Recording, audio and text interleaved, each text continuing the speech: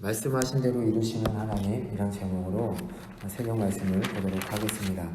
이제 때가 되어서 그분의 약속, 하나님의 약속이 드디어 이제 성취가 됩니다. 1절에 보시면 이 사건이 분명히 하나님으로부터 일어난 일임을 강조하고 있습니다. 여호와께서 말씀하신 대로 사라를 돌보셨고 여호와께서 말씀하신 대로 사라에게 행하셨다라고 1절부터 얘기하고 있습니다. 하나님께서 우리를 어떻게 돌보시는가? 그것은 말씀으로 돌보신다는 것입니다. 또한 말씀으로 우리에게 그렇게 행하신다라고 오늘 본문에서 말씀하고 있습니다. 하나님께서는 1년 전 18장 14절에 약속하신 대로 아브라함과 사라를 방문하셨고, 또한 사라가 출산이 임박하여서 아브라함에게 또 사라에게 찾아오셨습니다. 그리고 드디어 사라는 아이를 오늘 낳습니다. 하나님께서 명령하신 것과 같이 이름을 이삭이라고 짓고 8일 만에 할례를 행합니다. 사라는 이 기쁜 일로 하여금 시를 지어서 오늘 노래합니다. 결국 하나님께서 자신을 웃게 하셨다라는 것입니다. 또 여자의 기능을 다한 사라가 아기들의 젖을 먹이게 될 줄 아무도 몰랐다라고 고백합니다. 여기서 아기라고 하지 않고 자식이라고 하지 않고 자식들이라는 표현을 써서 앞으로 이삭을 통해서 태어날 많은 후손들을 미리 확신하고 있는 모습입니다.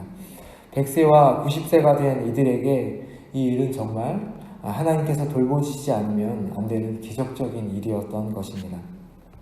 이렇게 기쁨을 만끽하고 있는 이들에게 8절부터 다시 한번 장면이 바뀌게 됩니다. 이삭이 자라 젖을 뗐고 그날 아브라함은 성대한 아주 큰 잔치를 베풉니다. 약 아마 3살 정도 되었을 때입니다. 기쁨도 잠시 사라와 이 하갈의 오래된 이 갈등이 다시 시작됩니다. 이삭이 자라면서 잠박하고 있던 이 문제가 터집니다. 하갈의 아들이 이삭을 놀리기 시작한 것입니다. 9절에 보면 사라가 본즉 아브라함의 아들 애굽 여인 하갈의 아들이 이삭을 놀리는지라 라고 되어 있습니다. 여기서 하갈의 아들 이름 이스마엘이라고 부르지 않고 그냥 하갈의 이름 종의 여자의 아들이 이름은 이스마엘이 아들을 놀리기 시작했다라고 얘기합니다. 또 하갈을 언급할 때도 뭐라고 얘기하냐면 애굽 여인이라고 밝힙니다. 이는 창세기 저자가 이들 의도적으로 이들을 낮춰 부르는 것입니다. 창세기 저자는 누가 하나님의 약속의 자녀인가를 이렇게 드러내는 것이죠. 이스마엘은 이삭을 어떻게 놀렸는지 알 수는 없지만 그 단어의 뜻으로 보아 상대를 무시하고 희롱하는 말을 했던 것으로 보입니다. 이삭이라는 이름의 뜻을 가지고 놀리고 이삭의 지위를 폄하하여 아마 조롱했을 것입니다. 하갈이 처음에 자기신이 임신했을 때 사라를 그렇게 멸시했듯이 이스마엘이 이삭을 희롱하고 있는 것입니다.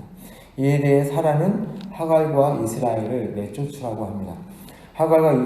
이 얘기는 하갈과 아브라함이 이혼하라는 얘기입니다.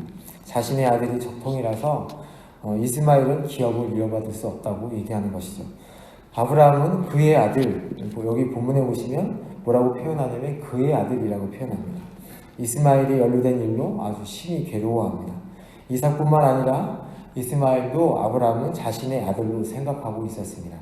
왜냐하면 이삭이 있기 전까지 약 13년 동안 이스마엘이 자신에게 아마 상당한 위로를 주었기 때문입니다. 그러나 하나님은 아브라함에게 사라의 말을 들으라고 명령하십니다. 그럼에도 불구하고 이스마엘을 뭐라고 부르시냐면 하나님께서는 너의 아이, 여기 아이라는 말은 나르라는 단어인데요. 또한 하갈을 내 여종이라고 부르시면서 가족적 유대관계가 있음을 하나님께서 말씀하십니다.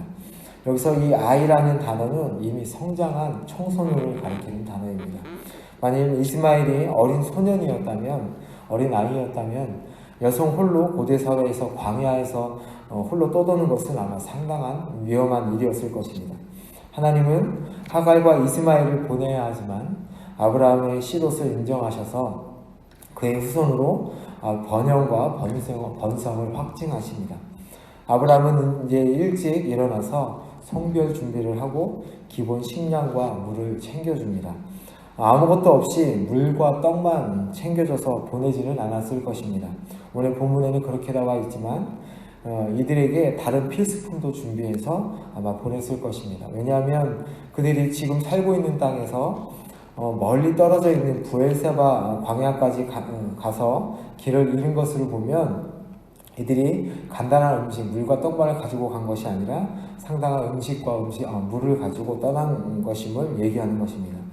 이제 양식과 물이 떨어져서 이들이 그 광야에서 목숨이 거의 끊어져 갈 때쯤 이스마엘을 하갈이 관목 덤불에 던지듯 눕혀놓습니다. 이 얘기는 이제 힘이 없어서 이 아이들을 아예 이렇게 툭 던져놓듯이 관불 덤불에 그 나무에 던져놓았다는 단어입니다.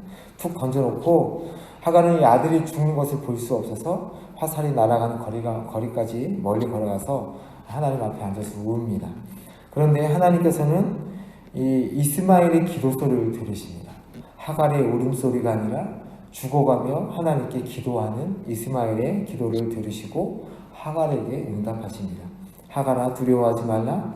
하나님께서는 덤불 아래에 던져진 이 아이의 가느다란 기도를 들으셨다라고 말씀하십니다.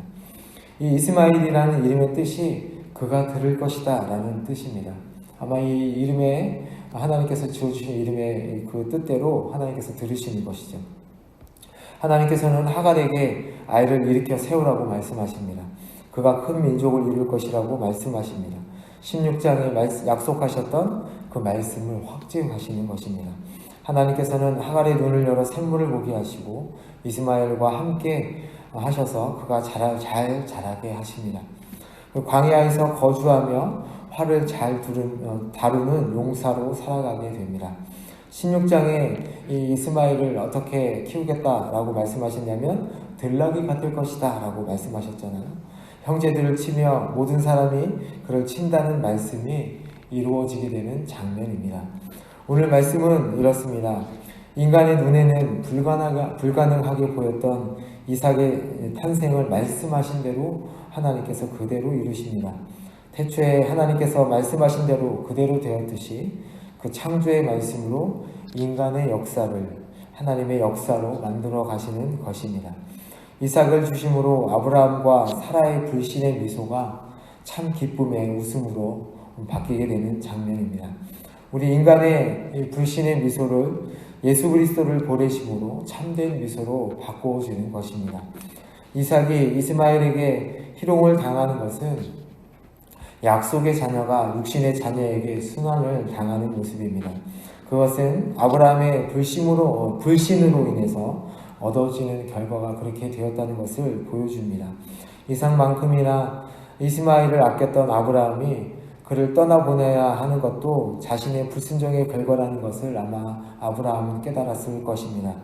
아브라함의 고통스러운 순종을 통해서 하나님께서는 이스마엘에게도 복을 주셔서 큰 민족을 이루게 하십니다. 오늘 이 아브라함의 모습을 통해서 순종과 불순종의 결과를 보여주시면서 우리에게 이 순종하는 법을 가르치시는 것은 아닐까 생각을 해보게 됩니다. 내 잘못 때문에 겪는 아픔마저도 그 하나님의 말씀으로 합력하여 선을 이루시는 그 하나님의 섭리를 이루시는 분임을 다시 한번 오늘도 의지하면서 살아가시는 여러분이 되기를 예수님의 이름으로 축복합니다. 잠시 기도하겠습니다. 아버지 하나님, 오늘 하나님의 말씀대로 우리를 돌보시고 우리에게 행하시는 그 일을 저희들이 보게 됩니다. 그럼에도 불구하고 예전에 아브라함이 그 하나님의 말씀에 불순종으로 인하여서 이스마엘을 낳고 이스마엘을 키우면서 자신의 자식처럼 생각했지만 그 불순종으로 인해서 자식을 떠나보내야 하는 그 아브라함의 모습을 저희들 또한 생각하게 됩니다. 하나님의 말씀을 불순종함에도 불구하고 하나님의 뜻대로 그 섭리하셔서 그 불순종으로 인하여 불순종을 하나님의 뜻으로 이루어 가시는 모습을 저희들 또한 생각하면서 오늘 하루도 그 섭리를 다시 한번 생각하면서 살아갈 수 있도록 주님께서 인도하여 주시옵소서. 저희들은 날마다 넘어지고 날마다 죄 가운데 살아갑니다. 아버지 하나님, 그럴 때마다 저희들에게 용기 주시고 힘을 주셔서 다시 일어나 하나님을 붙들며 살아갈 수 있도록 주님께서 저희들과 함께하여 주옵소서. 오늘도 저희들과 함께 하시고 하나님을 찬양합니다. 살아계신 예수님의 이름으로 기도합니다.